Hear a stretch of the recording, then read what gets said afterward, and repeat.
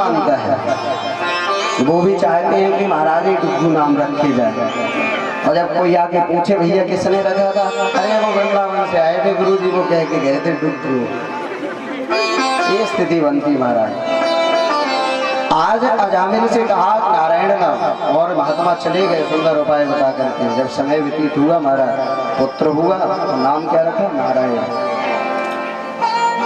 अपने यहाँ बुंदेलखंड में महाराज भगवान के नाम तो ठीक है, तीर्थ के भी नाम रखते। किसी का नाम वृंदावन, किसी का नाम काशी, ये नाम भी रखे जाते हैं, क्योंकि इन नामों को भी लेने से जीवन का कल्याण होता है। इसलिए महाराज जिसके गलत नामों चेंज करने, जैसे हमारा था तो हमने तो करवा लिया गुरु जी से। हमारा नाम पहले विष्णु का नाम था, क्या था वो? राहुल। और जब हमें कोई राहुल नाम से बुलाता था तो बड़ा क्रोध आता था। हमारे गुरुजी ने हमारा नाम, जब हम लोग गुरुकुल में जाते हैं तो सबका नाम तुरंत चेंज करते वहाँ पर। और ठाकुर जी का कोई ना कोई नाम ऐसा रखा जाता है जो बुलाया जाता है। जैसे आचार्य जी का नाम आनंद, इनका भी नाम अलग था। हमारा नाम ऐसे नीरज जी का, सबके नाम अलग अलग। और ये होना भी चाहिए, क्योंकि जान करके अनजाने में यदि हम भगवान का नाम जपेंगे तो कल्याण होगा ही। जहर जान करके पिएंगे अनजाने में, कल्याण होगा ही। कैसे? एक बार पी करके देखना, कहना गुरुजी कह रहे थे कि कल्याण होगा, तो सीधे जा करके देख लेना, पता चल जाएगा। इसलिए कहते भैया भगवान का नाम जप करो, चाहे उल्टा चाहे सीधा। उल्टा नाम जपत जग जाना, वाल्मीकि भय ब्रह्म समाना। और आज अजामिल महाराज का जो उद्धार हुआ उसी बालक से ही हुआ, क्योंकि उसका नाम नारायण हुआ। चोरी करने जाता तो भी बालक को लेकर के जाता महाराज, भोजन करता तो साथ में बैठ करके करता महाराज। उस बालक के बगैर नहीं रह पाता। अंतिम समय आया महाराज, और जब पाप करोगे तो भगवान के पार्षद नहीं आएंगे लेने के लिए। कौन आएगा? वही आएंगे यम के दूत। तो महाराज वो जब घसीटने लगे तो सामने बालक खेल रहा था, आवाज लगाई नारायण नारायण, दो चार आवाज लगाई महाराज। भगवान के पार्षद आ गए रुमाल लेकर के। अजामिल बीच में पड़ा है, इधर यम के दूत, इधर भगवान के पार्षद, एक दूसरे में वार्तालाप हो रही महाराज। कई घंटों तक सत्संग हुआ एक दूसरे में कि तुम नहीं ले जा सकते, तुम नहीं ले जा सकते। इसने भगवान का नाम लिया, वो कहते इसने अपने पुत्र का नाम लिया। वो कहते कि पुत्र पहले आया कि भगवान आए हैं। महाराज यह भगवान नाम महिमा सुनते सुनते उसके जीवन के पाप कट गए, और महाराज इनके दूतों को जाना पड़ा। भगवान के पार्षद भी चले गए, कई वर्षों तक जीवन यापन किया, और अंत में परमात्मा का धाम प्राप्त हुआ। बोले तो महाराज चाहे जान करके लो चाहे अनजाने में लो, यदि हम भगवान का नाम लेते हैं तो हमारा कल्याण अवश्य होता है। तो जिस जिसके नाम गलत रखे हो तो अपने अपने घर पे जाकर के चेंज कर लें, ठीक है। आगे श्री सुखदेव जी महाराज कहते हैं, बड़ी अद्भुत कथा आती है। केवल संक्षिप्त में हम सभी कथा को श्रवण करते हुए चलेंगे, क्योंकि महाराज समय नजदीक भी हो गया है, और यहाँ के भक्त भी महाराज बहुत अच्छे हैं, ठाकुर जी के बड़े प्यारे हैं। तो फिर महाराज धीमे धीमे पीछे से एक एक करके निकलते जाएंगे। तो कौन कौन चाहता है कि ठाकुर जी बहुत जल्दी से जल्दी आए? सब बैठे महाराज इंतजार में। देख लो कितनी बिस्किट हो गई। अगर एक घर में रख दी जाए 2-4 दिन भोजन नहीं बनेगा। और ये सब प्रसाद आप लोगों के लिए ही है, और यदि इससे वंचित हो गए तो महाराज गए कौन से? इनको देखना है, टॉफी बहुत सारी रखी है। बोली भक्त वत्सल भगवान की। आगे बड़ी ही अद्भुत कथा आती है। महाराज प्रहलाद जी महाराज की हिरण्यकश्यप, उसकी पत्नी कयाधु, और कयाधु के 3 पुत्र हुए जो कि इंद्र ने मार दिए। नारद जी को पता चला, नारद जी हिरण्यकश्यप की पत्नी को लेकर के गए, अपने आश्रम में रखा, और महाराज एक पुत्र हुआ जिसका नाम क्या हुआ? प्रहलाद। बिल्कुल एकदम संक्षिप्त रूप से हम सभी इस कथा को श्रवण करेंगे, क्योंकि कथाएं सब जानते हैं। कथाओं से केवल हमें अपने जीवन में शिक्षा लेनी चाहिए कि कथाओं से क्या हमारे जीवन में बदलाव आएगा। नारद जी महाराज को पता था कि इसके गर्भ में कोई भक्त है, और महाराज हिरण्यकश्यप कहाँ गया? ब्रह्मा की तपस्या करने के लिए। क्यों? क्योंकि नारायण भगवान से द्वेष करता था, शत्रु मानता था, क्योंकि नारायण ने उसके भाई को मारा था 12 रूप धारण करके महाराज, और ब्रह्मा की तपस्या की, ब्रह्मा से वरदान मांगा, और ऐसे वरदान नहीं मांगा हम आप जैसे कि घर दे दो, मकान दे दो, ये दे दो, वो दे दो। महाराज सबसे पहले तो कहा कि हमें अमर कर दो। ब्रह्मा ने कहा अमर तो हम भी नहीं है, तो हम तुम्हें क्या अमर करेंगे? तो कहा कि महाराज जितनी उसकी बुद्धि थी ना, उस बुद्धि के हिसाब से मांग लिया। ना हम दिन में मरे, न रात में मरे महाराज, ना हम 12 महीने में मरे, ना महाराज अस्त्र से मरे, न शस्त्र से मरे, कि यहाँ तक कि महाराज न अंदर मरे न बाहर मरे। जितना दिमाग महाराज, जितनी बुद्धि। यहाँ ब्रह्मा जी ने वरदान दे दिया। वह लौट करके आया, कयाधुआई पुत्र को देख करके हिरण्यकश्यप ने दानव दैत्य विद्यालय में उसको भेजा। अब महाराज जो प्रहलाद जी थे बचपन में कहाँ रहे? संत के आश्रम। तो जो बचपन में यदि अच्छी शिक्षाएं अध्ययन करता है तो महाराज कहते ना, जो कुमार जब घड़ा बनाता है तो जैसी लाइन लकार कर देता है वैसे ही पकाने के बाद में बनी रहती है। बालक को यदि बचपन में हमने अच्छी शिक्षा दी तो आजीवन तक अच्छी शिक्षाएं रहती हैं, अच्छे संस्कार रहते हैं। प्रहलाद जी महाराज भले दानव दैत्य विद्यालय में गए पढ़ने के लिए, लेकिन शिक्षा क्या लिए थे? श्रवणम कीर्तनम विष्णु स्मरणम पाद सेवनम अर्चनम बंदनम दास्यम सख्यमात्म निवेदनम। महाराज नवदा भक्ति, बड़ा ही अद्भुत ज्ञान। एक दिन हिरण्यकश्यप से रहा नहीं गया, अपने पुत्र को बुलाया गुरु के साथ में, कहा बेटा बताओ क्या पढ़ करके आए? अब दानव दैत्य विद्यालय में वहाँ क्या शिक्षा देते थे? केवल हिंसा करना। और आज भी महाराज दानव दैत्य विद्यालय है कि नहीं? आ जाएगा। उन विद्यालयों में केवल हिंसा करना सिखाते हैं। क्या? जिसे कहते हराम। आज भी महाराज हैं, केवल मार काट, लड़ाई, हिंसा, यही शिक्षा दी जाती है। इसलिए कहते महाराज जो दानव दैत्य विद्यालय में शिक्षा अध्ययन भी दिया है उनसे भी दूर रहो। भाईचारा कहते कहते महाराज चारा ही बने हैं, भाई तो रहा ही नहीं है। रहा है भाई, चारा बन बन करके करते रहे महाराज। और हमको बचपन से शिक्षा केवल क्या दे? ईश्वर अल्लाह तेरे नाम सबको सन्मति से। हम राजनीति की बात नहीं करते मंच पर, लेकिन यह सत्य बात है महाराज। बचपन में शिक्षाएं हमको यही दी। हमारे बड़े प्रतापी राजा रहे, महाराज रहे, कभी किसी पाठ में आपने नहीं पढ़ा होगा। इतिहास तो महाराज पलट ही दी गया, जो इतिहास था वह इतिहास तो बताया ही नहीं जाता है। कितना बलिदान दिया महाराज ने इस देश के लिए, लेकिन महाराज सिखाया क्या जाता है? केवल वही। और हम आप केवल बट रहे हैं, और बट रहे हैं तो महाराज कट रहे हैं, अलग हो रहे हैं। दानव दैत्य विद्यालय आज भी चलाए जाते हैं महाराज, केवल हिंसा की शिक्षा दी जाती है। लेकिन प्रहलाद जी महाराज वहां पर भी भगवान का कीर्तन करते हैं, भगवान की महिमा का वर्णन करते हैं। प्रहलाद ने पूछा, तुरंत बताया, श्रवणम कीर्तनम विष्णु। यदि कान से जो श्रवण करना है भगवान का कीर्तन श्रवण करो। स्मरणम पाद सेवनम, केवल स्मरण करना है तो भगवान के चरणों का स्मरण करो। महाराज संसार में अपनी मति को भ्रष्ट मत करो।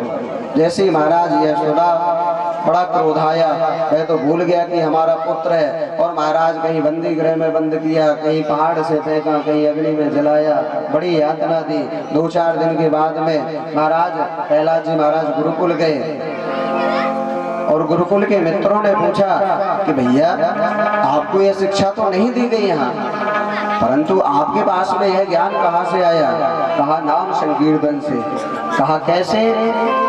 तो महाराज वहां पर नाम संकीर्तन प्रारंभ हुआ और उस नाम संकीर्तन के प्रभाव से महाराज जो स्पर्श करते जा रहा है महाराज वह कीर्तन ही बोलते जा रहा है, कीर्तन बोलते जा रहा है। और वह कीर्तन कौन सा चल रहा था? श्रीमन्नारायण श्रीमन्नारायण श्रीमन्नारायण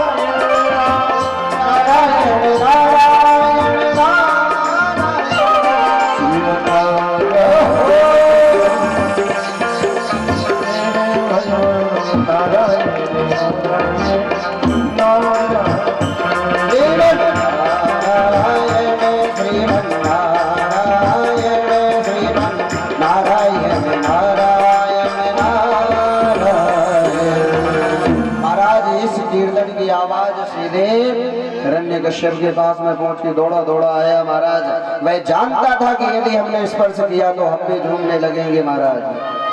अब तो उसने गदा का जैसे ही प्रहार किया सब डर गए। गुरुजी भी कहने लगे कि हमें पता नहीं है सब कैसे हो रहा है। उसने हाथ पकड़ा और पकड़ करके महाराज सभा में लेकर के गया और सामने एक खंबा था और ऐसा नहीं था साधारण, एकदम धधक रहा था गर्म अंगार के जैसे। देखा और कहा कि तुम्हारा नारायण क्या इसमें है? प्रहलाद ने देखा महाराज उस गर्म खंभे पर एक चींटी रेंग रही थी।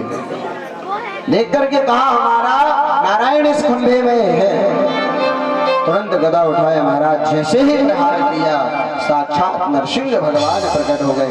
बोले नरसिंह भगवान की जय। आज महाराज नरसिंह भगवान उग्रं वीरं महाविष्णु। महाराज नरसिंह भगवान का स्वरूप बड़ा ही विकराल स्वरूप है, आधा नर और आधा नारायण जैसे। जो देवता भी नहीं पहचान पा रहे थे महाराज। देख करके वह हंसने लगा, तुम्हारा नारायण ऐसे है, ये स्वरूप है। हंसने लगा महाराज, अट्टहास करके। नरसिंह भगवान से रहा नहीं गया, तुरंत पकड़ करके और बीच दहली पर बैठ गए और अपनी जंघाओं पर उसको डाल दिया। अब तो महाराज जो दुष्ट होता है ना, दुष्ट कभी नहीं बदलता है। दुष्ट व्यक्ति जो होता है महाराज, यदि वह मीठी चुपड़ी बातें कर रहा हो तो समझ लेना कुछ ना कुछ गड़बड़ है। दुष्ट कभी अपनी दुष्टता नहीं छोड़ता है, छोड़ता है। स्वार्थ होगा तुम्हारा, जैसी मीठी बातें करेगा, एक दूसरे की ऐसी बुराई बताएगा कि तुम्हें लगेगा कि सबसे बड़ा सगा व्यक्ति यही है। तो जब काम निकल जाएगा तो महाराज तो बड़ा बुरा हाल करता है। वह हंसने लगा, अट्टहास करके नरसिंह भगवान से कहता है कि तुम हमें नहीं मार सकते। अरे तुम क्या मुझे मारोगे? हमने ब्रह्मा की तपस्या की है, ब्रह्मा से वरदान मांगा है कि हमें ब्रह्मा की सृष्टि में कोई नहीं मार सकता है। नरसिंह भगवान ने कहा ब्रह्मा की सृष्टि में नहीं मार सकता, लेकिन हमारी सृष्टि में तो मार सकता है, है? अरे ब्रह्मा को हम ही आज्ञा देते हैं। कहा हमें 12 महीनों में नहीं मार सकते। कहा बेटा 13वां महीना तुम्हारे लिए बनाया है। महीने कितने होते हैं? कितने होते बहन जी?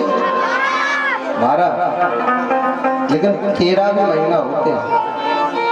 तो 13वां महीना कौन सा होता है? पुरुषोत्तम मास का, जिसे कहते हैं अधिक मास। और वह 13वां महीना जो होता है वह भगवान की भक्ति के लिए होता है। और महाराज जो दुष्ट होते हैं उनका भी श्रृंगार होता है। कहा आए 13वां महीना तुम्हारे लिए बनाया। कहा कि ना हम अंदर मरेंगे, ना बाहर, ना अस्त्र से न शस्त्र से। नरसिंह भगवान ने कहा ज्यादा समय नहीं लगाना चाहिए। अरे हमें शस्त्र की तो जरूरत ही नहीं है, इसलिए तो हम नरसिंह रूप धारण करके आए। उग्रम वीरम महाविष्णुम ज्वलंतम सर्वतोमुखम नरसिंहम ईश्वरम भद्रम मृत्यु मृत्यु नमाम्यहम्। महाराज नरसिंह भगवान ने नाखूनों से उसको फाड़ना प्रारंभ कर दिया। जैसे ही फाड़ना प्रारंभ किया, अब तो वह चीखने लगा, चिल्लाने लगा, और भगवान ने गोविंदाय नमो नमः बोले भगवान की।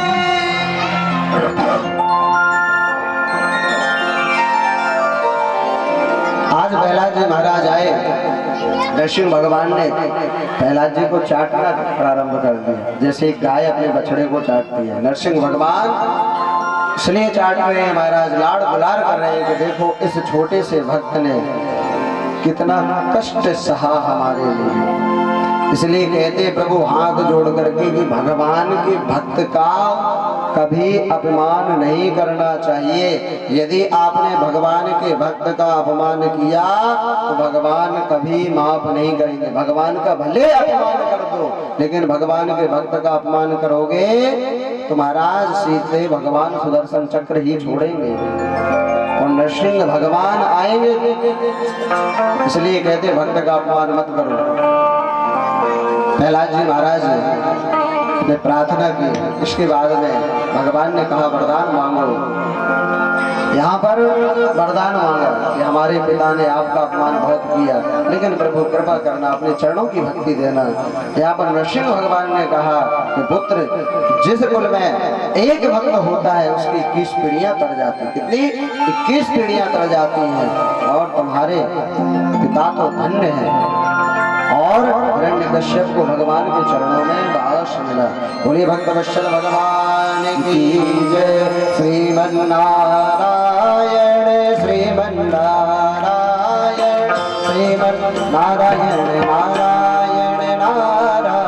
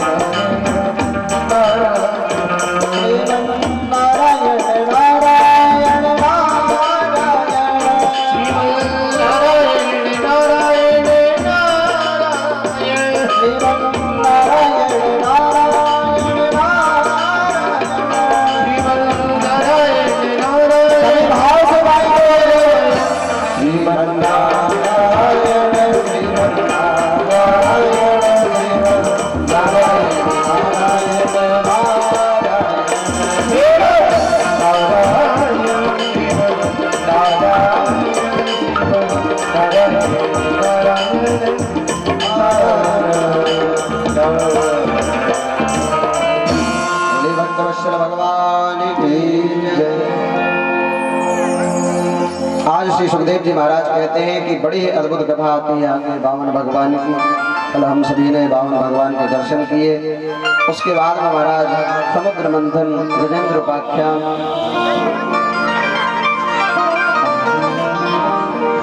गजेंद्र उपाख्यान से हमें शिक्षा मिलती है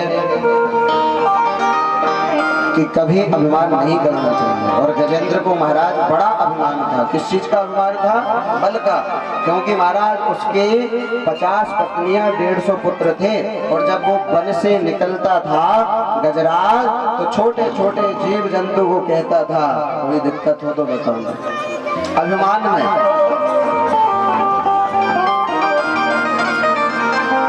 जैसे कहता था,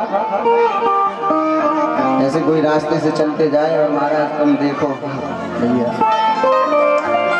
और महाराज वो ऐसे कहे कोई दिक्कत हो तो बताना, कैसे लगेगा?